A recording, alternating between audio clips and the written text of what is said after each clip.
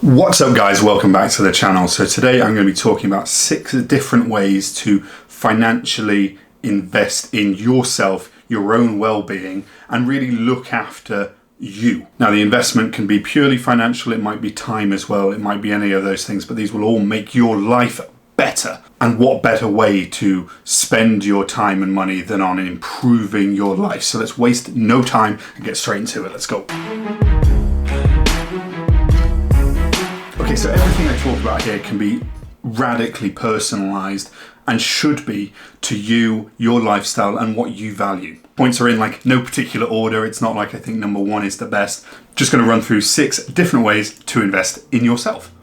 Now, I think the biggest advice here is to really invest in the things that you do the most and make those as good as you can. And what's top of that list that everybody does, it's sleep. You're in your bed for hours and hours every day. It's the only thing that everybody does, that you're always there for, in one place. And I think it's really important to invest in your sleep. Now, that can mean a number of things. It can mean buying yourself a really good new mattress, for example. If you've been sleeping on the same one and there's a big kind of dip in it, that may be affecting your sleep. It could be you need new covers or want new covers, or your room is too hot. There's a bunch of things that you can do there that financially will help you out in getting a better night's sleep.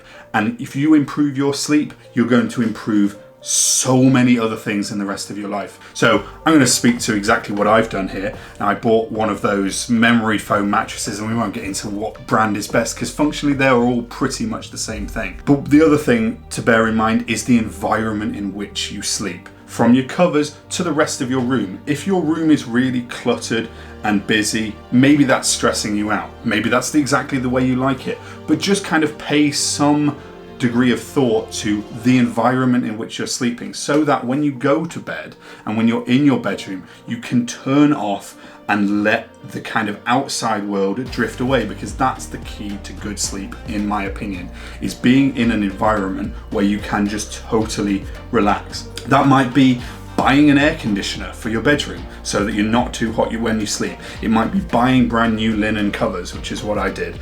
But regardless, if you spend money here on getting a good night's sleep, that's going to affect the rest of your life, guaranteed.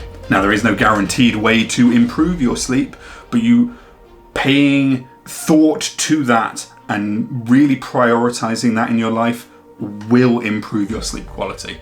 It's different for everyone, but that has to be up there with the most important. So in a similar vein, number 2 is active recovery. That's a bit of an odd subject to talk about. Now, I'm a professional athlete, I do bobsleigh, so recovery is a huge part of my life physically, but it should be a part of everybody's life. If you're coming back from work, coming back from a stressful day, a long drive, whatever that is, paying attention to your recovery and how best to recover your own body is crucial. Now, the way to kind of invest in that is to notice the things that make you feel the best. Now, we're not talking about like necessarily, you could, if you find it works for you, pigging out on a pizza at the end of the day because, I've earned it. I mean more, okay, I chill out the most when I have a long bath with a candle lit or whatever, and can just shut out the world and reset my mind. Maybe it's a physical thing for you. Maybe you will get more from getting a massage. And that's something a lot of people don't do, because you have this idea of, okay, a sports massage, it's going to make you really hurt, and a sports massage would. But having a physical massage, maybe once a week, it's more than just physical. You're taking that time to reset yourself mentally. Maybe it's doing some yoga if you can't afford a massage, because they are quite expensive. Maybe you want to just kind of take an hour at the end of each week to just do some mindful yoga and really focus on just kind of resetting your mind and your body. But again, it's about finding what works for you. But there are definitely ways here of being active, like not just passive, because passive recovery would just be lying on the couch, well, hopefully I feel better later, or hopefully I feel better tomorrow. This is taking things into your own hand and saying, okay, what is going to make me feel better? How can I make that happen? Like, make it happen, not just let it happen or hope that it happens. Making yourself feel better. If you're in a bad place mentally, try and find those things that are making those thoughts come and think of a way, okay, how can I actively try and recover from this as best I can? It's not always possible, of course, but it's a step in the right direction. So number 3, and these all play into each other, of course, is diet. Now, diet is not to be underestimated here.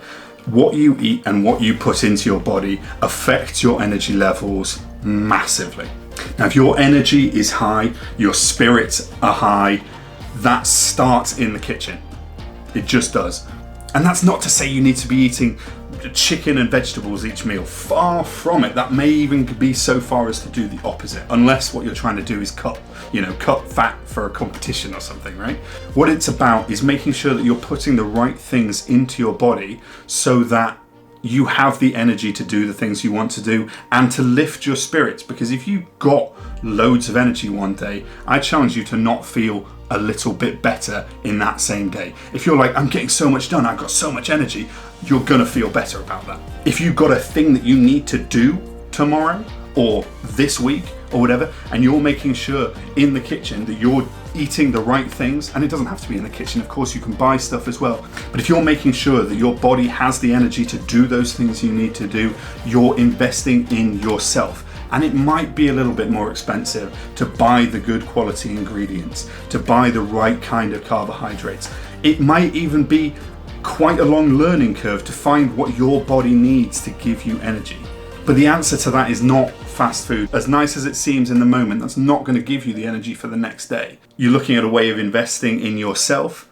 It's not going to be just the here and now. Okay, this is what I want right now. I want burger and fries. Might make you feel better for an hour or so, but realistically, a bowl of pasta with some protein and maybe a side of vegetables is going to give you the energy that you need going forward.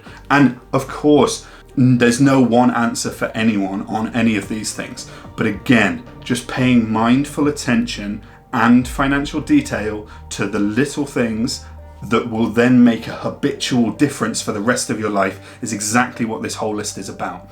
And spending time and a bit of money on making sure you get your diet right changes everything, I promise you. Okay, next up, and we spoke a bit about this in active recovery, but it's just your physical well-being.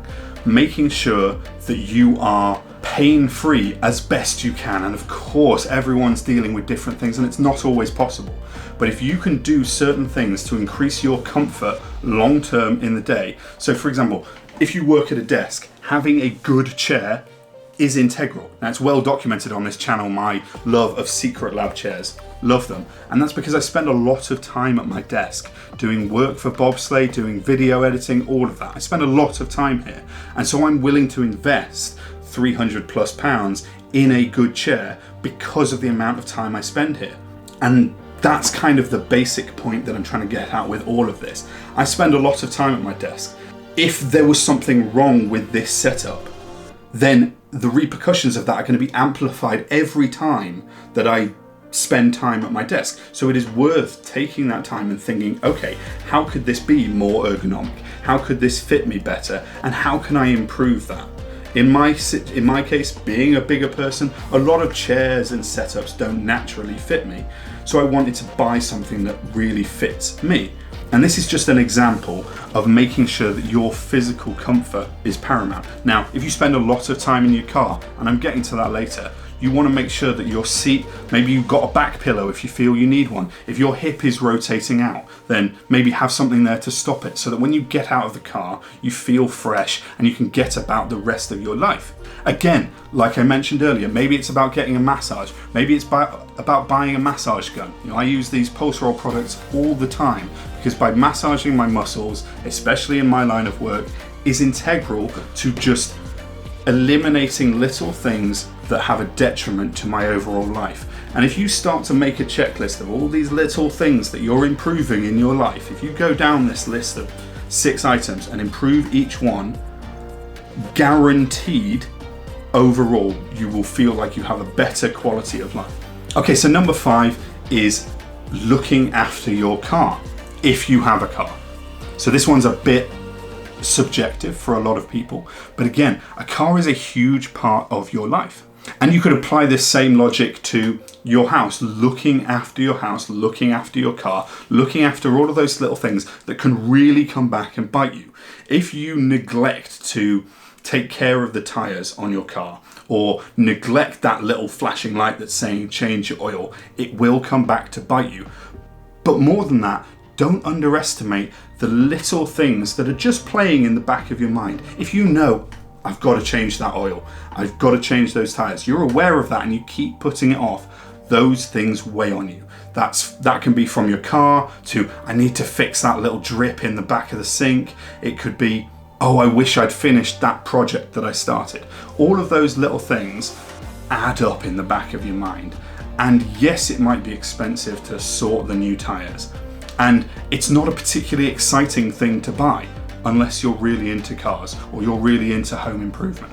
But these little things add up, they really do. And when you think about the peace of mind that it brings you and possibly the financial investment later on, if you replace your tires now, great, you're sorted. But if you put it off and then in a month's time your tire blows out while you're on the highway, which is more expensive? Okay, same as in your house. If you don't fix that leak at the back of the sink and then all of a sudden you've got mold and you've got to replace the whole kitchen unit, again, you're investing in your future, you're investing in yourself. And it's that stitch in time saves nine idea. But also it plays into the same concept as we mentioned with the sleep. You're spending money on the places you spend the most time. A 1% improvement in the time you spent in your car or the time you spend in the kitchen or any of those kind of improvements that you can make is worth so much more than a bunch of other stuff. Those little marginal gains that you can make in all of these places pay dividends later on. Okay, so the last point, number 6 here, is education. Now, what I don't mean necessarily by this is going back to school, really delving into a whole new degree. Go for it. If that's what you want to do, of course, go for it. As I've done with this whole list, what I want to focus on is the ways of spending a little bit of money, a little bit of time that's going to really affect the rest of your life. So when I say education here, I mean like learning a new skill, learning an ability that is going to help you in your life. If you thought, oh, I wish I knew how to edit pictures, I wish I knew how to fix that light that's flickering in the bathroom, I wish I could, paint, I wish I could bring the things that are in my mind onto a piece of paper or onto a computer screen. Realistically, there's very little stopping you here. Courses might be expensive, software might be expensive, materials might be expensive. But again, if you spend the time and the money to learn a new thing, you can affect the rest of your life with something. If you've always thought, I wish I knew how to paint, and you go out and you spend 1 night a week, 2 nights a week going to a painting class and a bit of money on some nice paints and an easel and all of that, and learn how to paint, that is a skill that you have for the rest of your life. So you could be old, retired, and you're using this skill that you're so glad, I spent that time and that money learning this brand new skill. Maybe it's something that then can earn you money. You never know. You could say, okay, I'm going to learn Adobe After Effects and I'm really going to learn how to animate. Then you jump on a website like Fiverr and all of a sudden you're able to earn some money from those skills and you're paying back that investment on yourself. But you could be paying back that investment just in terms of your own quality of life, which again is what this whole list is about, is improving your life. And having a skill in your wheelhouse that you didn't have before has to be up there with the most rewarding things you can possibly do. And what better way to spend your time and money than on something that you genuinely enjoy? It's so easy to put off an idea of, you know what, I wish I knew carpentry, but it's beyond me.